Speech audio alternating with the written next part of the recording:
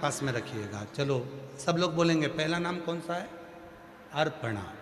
और दूसरा नाम कौन सा है? तिलकेश्वरी। दो पार्वती जी के जो जो दो नाम हुए हैं ये बड़े विशेष।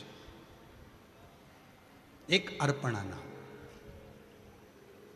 कभी कभी कोई बच्चा शरीर से कमजोर है, बहुत ज़्यादा, उसका शरीर उठता है, खड़ा होता है, गिर जाता है, पाँव काम नहीं कर रहे, हाथ काम नहीं कर रहा, शरीर से बहुत दुर्बल है, बहुत कमजोर है, बहुत ज़्यादा कमजोर। तो शिव महापुराण में अर्पणा नाम की महत्वता कही है। सप्त बेलपत्र के कमल बनाना है, थोड़ा समझिएगा। सप्त बेलपत्र का कमल दल बनाना है। सप्त बेलपत्र का कमल दल कैसे बनेगा? जैसे सारी डंडियों को एक साथ कर लो और फिर उसको फैला लो, उसको सप्त बेलपत्र को चारों तरफ कमल दल जैसा, समझ में आ रहा है ना? उस पहले बेलपत्री को सब इकट्ठी कर लो, एक के साथ एक, 7 बेलपत्र एक के ऊपर एक रखकर इकट्ठी करो, और एकाग्रित करने के बाद उन बेलपत्र को चारों तरफ, डंडी बीच में हो और पत्तियों को चारों तरफ घुमा लो, उसको 7 बेलपत्र को कमल दल बना लीजिए।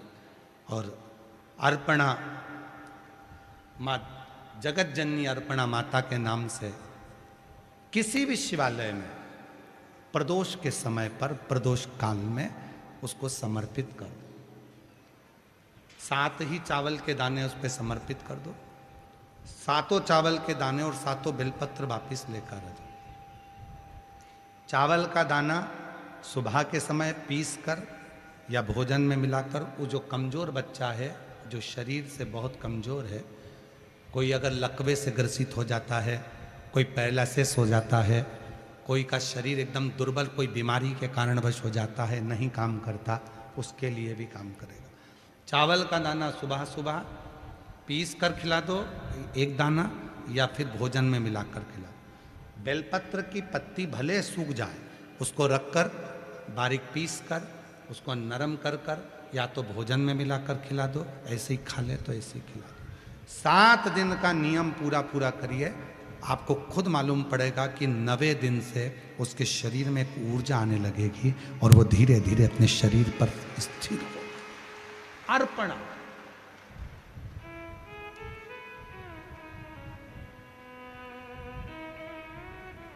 मां जगतजननी अर्पणा हो गई थी, और जब पूर्ण तरह से मां अर्पणा हो गई तब भगवान देवादिदेव महादेव उसी जगह पर प्रकट हो जाता।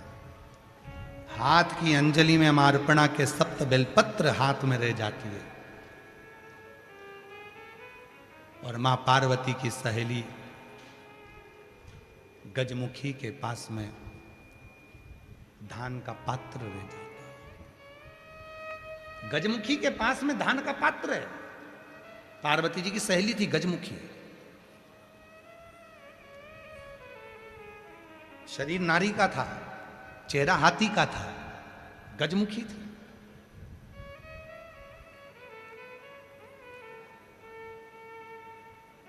गजमुखी के पास में पात्र है, उसमें धान है, धान हाथ में रह गया। 7 बेलपत्र मां जगत जननी जगदम्बा के हाथ में रह गई और शिव प्रकट हो गए। अर्पणा, क्या चाहती हो?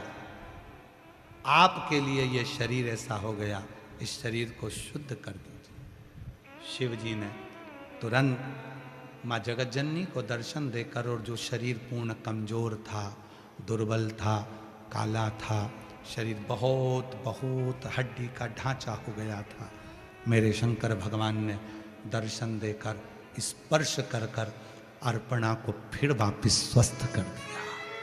अर्पणा